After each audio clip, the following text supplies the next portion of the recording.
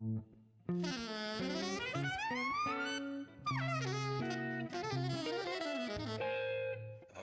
Jazz.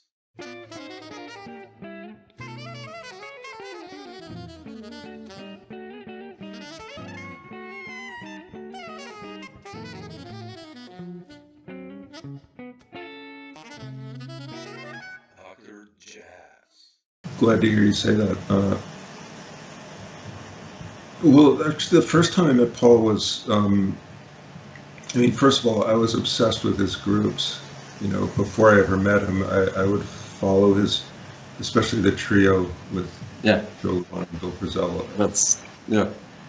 I would follow them around like a little puppy dog, Really?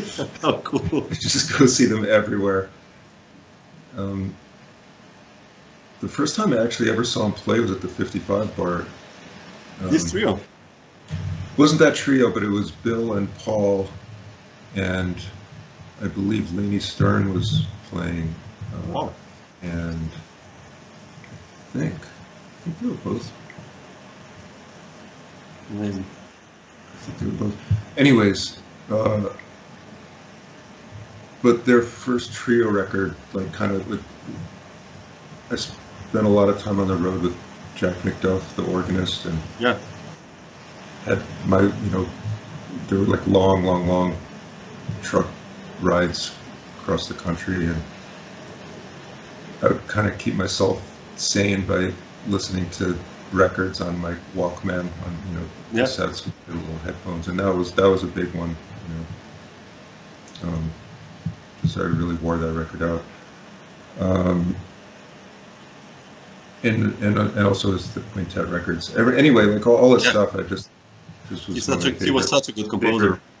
great composer, and just Yeah, like one of my all-around favorite composers. musical visionary. Yeah, yeah. Like every band he had just sounded like, somehow it sounded like Paul Motian music. Yeah, yeah. It's amazing, right? Yeah. So in, I think, 1992, the Electric Bebop band had been going on for not that long, but a little while with Brad Shepard and Kurt Rosenwinkel, and Yeah. still moved to Casey. And he had a gig at the Knitting Factory when it was on Houston Street, and he just called me on the phone. That's when, that was when you called people on the phone, because that was the only way, to get in touch with them. And How was that like for you? Like, did you believe it actually? It's like, hey, no, it's I thought it was somebody pulling a prank on me. Yeah. To be honest. But he invited me to join them, so it was 3 guitars. Yeah. Playing mostly bebop tunes. We didn't have a rehearsal or anything. We just showed up and played the Calf Nelson and stuff like that. And the only other thing I remember about that night was everyone thought there was going to be the New York version of the LA riots, so everybody was afraid to go out. It didn't end up happening, but there was almost nobody in the audience. Oh, So that was my first encounter, and then nothing for like many years, oh shit. and then I think Steve Cardenas recommended me. Yeah, I think Steve told me that. Yeah, that. Yeah, I guess around like 2000 or so. Because you're in Europe on the Europe record, which is like 2001, I guess, right? Yeah. Yeah, is that before Holiday for Strings? Yeah.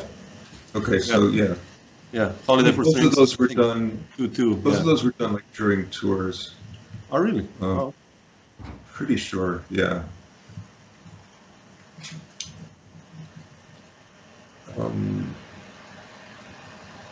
But yeah, nothing but good memories from those days. Yeah. He's a great guy, great band leader, obviously, like brilliant musician. But musically, did he ever like say anything like about the music, how to play or not to play, or no, right? Not really. Oh, I'm forgetting something. We actually tried a record.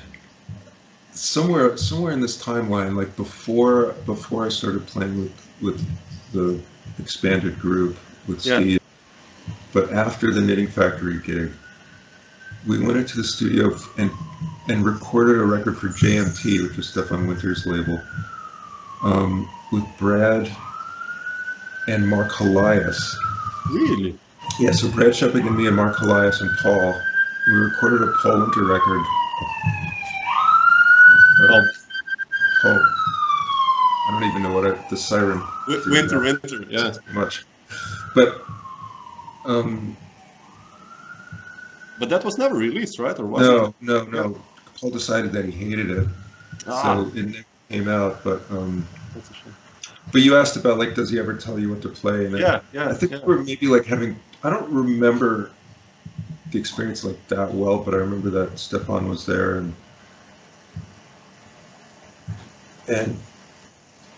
when Paul was kind of getting frustrated that things weren't really like going great, or like the music didn't seem like it was maybe as interesting as he wanted. So he started yelling at us like, just like take more chances, like get your fingers caught in the strings or something on this tape. Just remember the instruction of let your fingers stuck in the strings. That's a good one, actually.